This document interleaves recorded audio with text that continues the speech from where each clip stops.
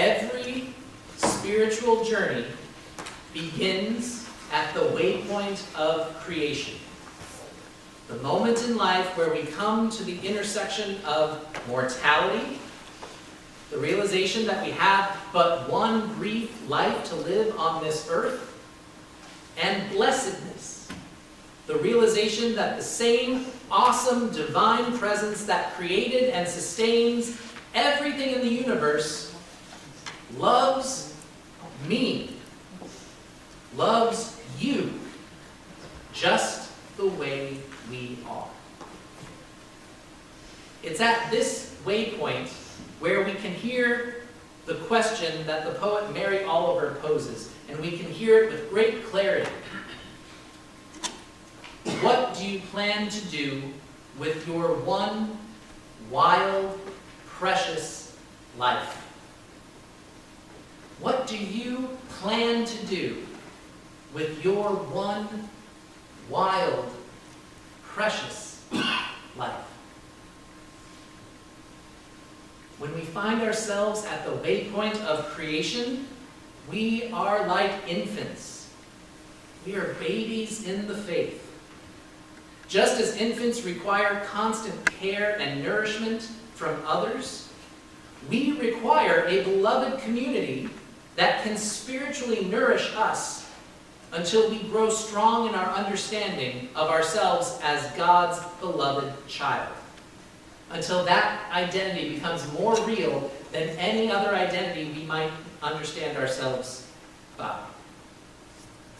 The spiritual journey is always an expedition to discover three great loves: love for the one who made you, love for yourself, and love for your neighbor.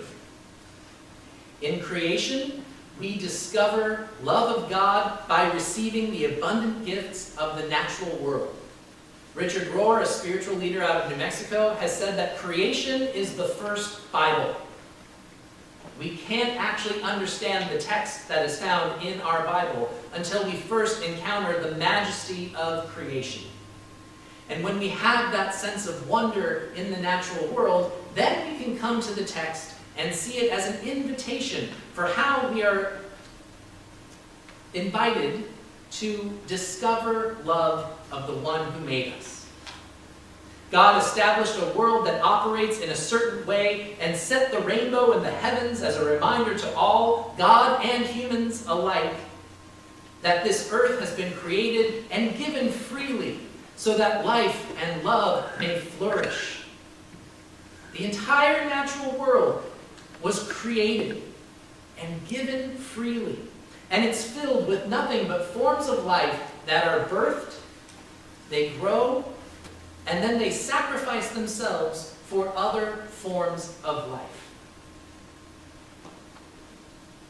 This is the world the divine has made, and we love the one who made such a wondrous and generous gift. We discover love of ourselves at the waypoint of creation when we are able to hear God calling directly to us, "You are my beloved, with whom I am well pleased." The story of Jesus being baptized in the river and hearing God's words spoken to him, that is not a historical story. We don't tell that story because it happened to this man on a particular date. We tell the story because it is a gift, it is good news for each and every one of us as well. We are God's beloved, with whom God is well pleased. Think of all the ways we learn to see ourselves in the world. We learn to see ourselves as only worth the money we can earn, only as good as our most recent charitable act.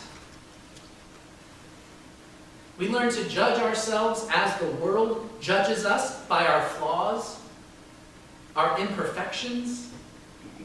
We learn to see ourselves as guilty, shameful, unlovable. Our spiritual journey can only begin when we hear God's call to us. You are my beloved. Forget what the world says about you. You are my beloved, with whom I am well pleased.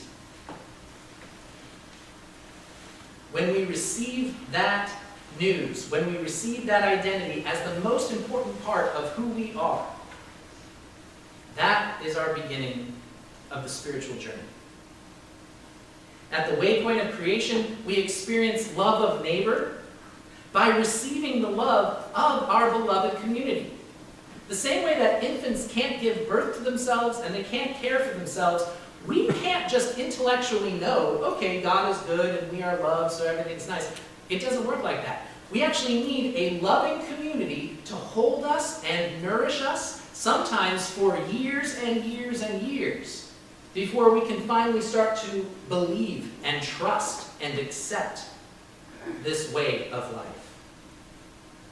When Jesus received that good news, this is Jesus we're talking about. He had to run away from the entire world and spend 40 days secluded in the wilderness, being waited on by angels and wild beasts. If Jesus needs that kind of special space and sacred time to come to this understanding of himself as God's beloved, certainly we all need that same kind of space, that same kind of community.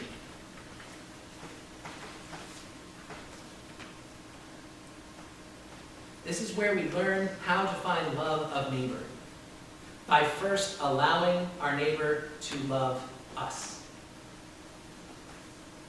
So every waypoint of the journey has its own gifts and has its own challenges. I know that last week when we handed out a potential map, a way of understanding these 7 different waypoints, a lot of us saw those and we were like, this is going to be a dreary February and March, because we're talking about inequality and betrayal and sin and all these horrible things. This is going to be really tough.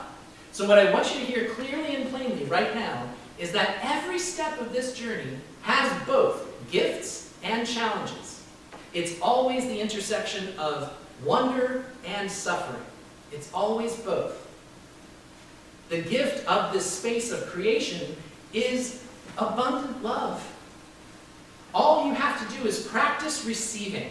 Receive these gifts of love and nourishment, knowing you belong, knowing you are held, knowing that you are good. Enjoy finding yourself at a table where a place is already set and you get to feast on the spiritual gifts of being God's beloved person in this world. The challenge of creation is, for many of us, a significant one. We have to be willing to be vulnerable in order to receive. We have to be able to let down all the defenses, all the guards that we have used and practiced and perfected throughout our entire lives to survive in the world.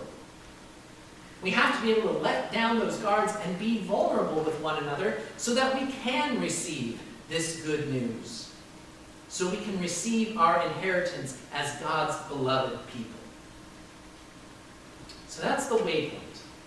These are the invisible lines that intersect to bring us to this place. You can't find invisible lines on your own. Many of us need help finding our way there.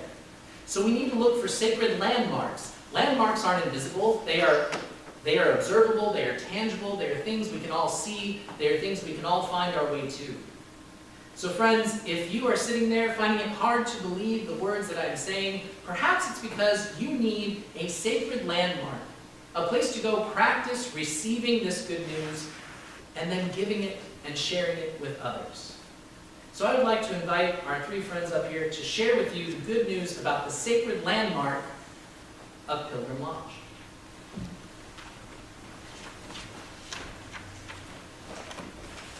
This week on the Facebook Pilgrim Lodge page, perfectly timed, was a question that asked, how would you describe in a simple phrase or words Pilgrim Lodge?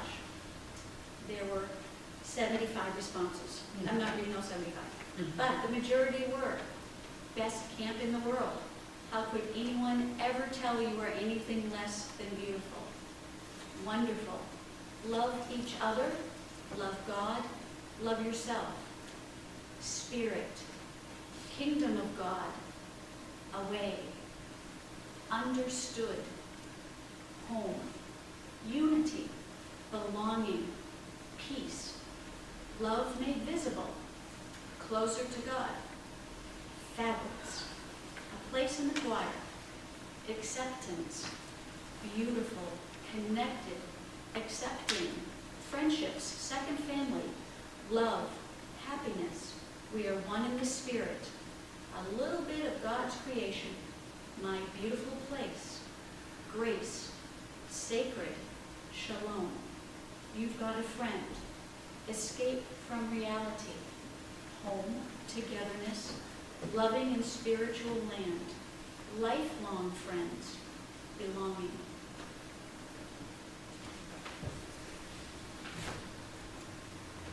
Laurel and Edie and I had the privilege to go with Rev. Brian to the main conference this year, and we liked it so much we're going back. I'm sure Laurel will be invited back with the wonderful work she's doing with the LGBTQ community. But Pilgrim Lodge has always been a part of this church's tradition, and it's always been a part of their spiritual journey. It's been something that I have actually envied. The parishioners, the children, the families, the teenagers, the adult groups, the pastors have spent time there renewing and recharging their faith batteries. This church has such an ongoing relationship with this sacred landmark, if you will, this Waypoint. When I was growing up, I rode by this church going to my own church, and I remember feeling envy for the many of my neighbor and school friends who went here instead of where I was going. Pilgrim Lodge was one of the reasons, because these very close girlfriends would go away in the summer to this mysterious but special place, Pilgrim Lodge. And I also knew that the youth group was very active here in this church, and they spoke of all the fun they had together, and they'd go to camp together. It sounded wonderful. Well, Pilgrim Lodge is still there, where it's been for many years. I make a pledge to go there for the first time this summer. At our main UCC conference this October, Karen Choate, one of the longtime administrative leaders, led a passionate workshop on the ongoing ministry, outdoor ministries happening at this camp. She also spoke about the decline of participation and the projected needs for increased participation in order for this camp to survive. The reminder was not to go the way of Rockcraft Lodge. I don't know how many of you remember Rockcraft, but it was such a beautiful, long-standing UCC retreat center, which closed its doors and eventually had to be sold because it operated in the deficit. Rockcraft I knew well through a participation in another program, a 12-step program, but I also knew it through the UCC Women's Retreats, and it too was a special outdoor and indoor retreat center where we all went to do our work of being in community with others, walking similar spiritual paths, or just in need of pursuing and growing, or in need of rest and recreation together as a spiritual being. Rockcraft is history. Let's not let Pilgrim Lodge become history. We are going to share with you at the end, and there will be handouts for you, to look at ways in which we can help and participate and keep Rockcraft from going the way of Pilgrim Lodge, of going the way of Rockcraft. I want to be a participant in that. Thank you.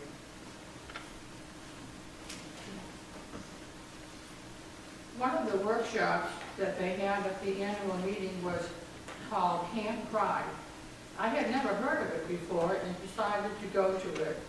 It's a camp for our LGBTQ high schoolers and their allies, initiated by Rev.Brian Gruhn, Director of Pilgrim Lodge, and supported by the main conference. It started last summer, and it's held for 1 week. There they are able to feel free about themselves, being with God's beloved children. They learn proper pronouns, identifying each other, and understanding their significance. These included she, her, hers, he, him, his, and they, them, theirs. The entire camp, including the staff, wore the appropriate pronoun him.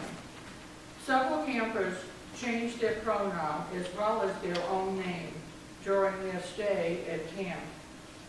One of the transgenders, whom I was impressed at her speech at the meeting and also at the shop, told us she went to her church and asked if she could be baptized with her new name, and they said no. She said it's something that is being discussed.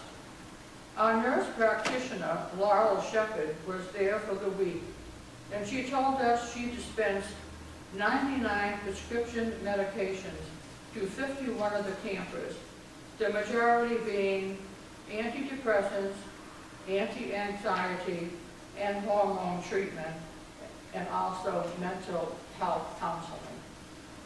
Thank you.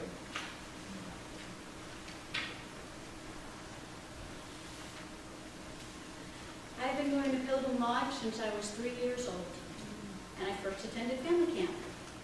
I attended multiple times as an individual camper and then with my own family. Our children went to PL many years and consider it one of their all-time favorite places. My experience there last summer was truly life-changing for me. I served as the camp nurse practitioner for Faith Foundations, a half-week camp for grades 3 through 5 in their first time at Pilgrim Lodge, and for many it was their first time away from home.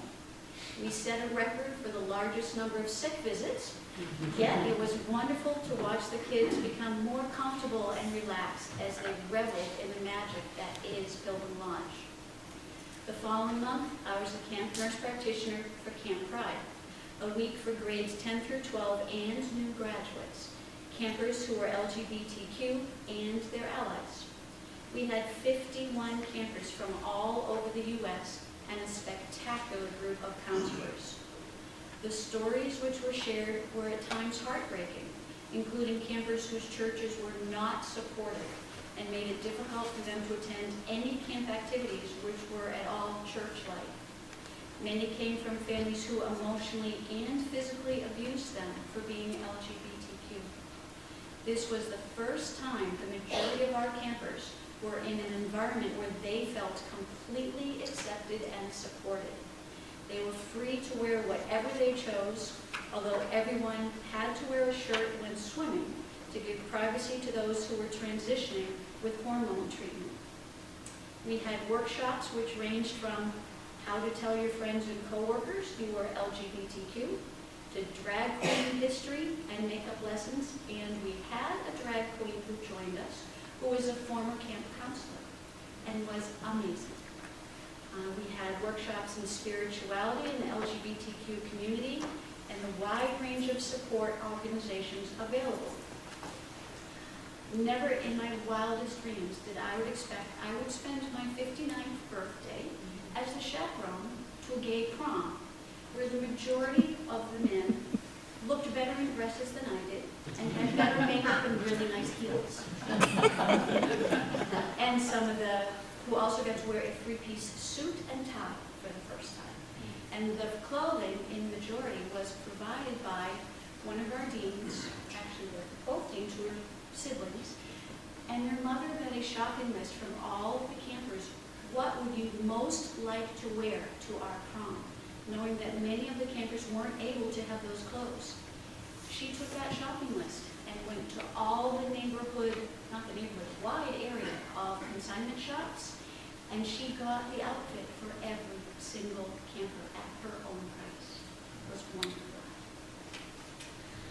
We had many discussions about the impact on mental health and the high prevalence of anxiety and depression, as was evidenced by the huge number of prescription medications I had to dispense, as he had said. And there were 99 different prescription medications I had to give out that didn't account for all the over-the-counters as well.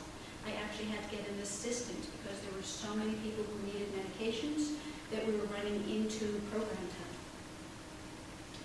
I provided many counseling sessions, several with the assistance of the counselors, deans, or our camp director, Rev.Brian Gruhn. So many tears were shed, both happy and sad tears, that we had to buy cases of extra Kleenex. One of the most powerful experiences I had involved Camp Texas. He was a transgender boy who had to travel 6 hours to a clinic in Texas every 1 to 2 weeks to obtain his testosterone injections. At Pilgrim Lodge, he was able to have his injection surrounded by new friends who loved and supported him and held his hands during the procedure. And we had more Kleenex available then too.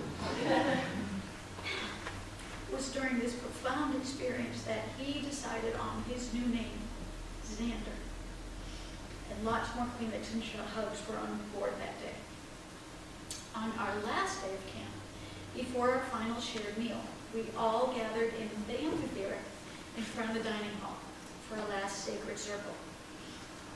One of our counselors had a large skein of yarn, which was extended to every camper, counselor, and staff person.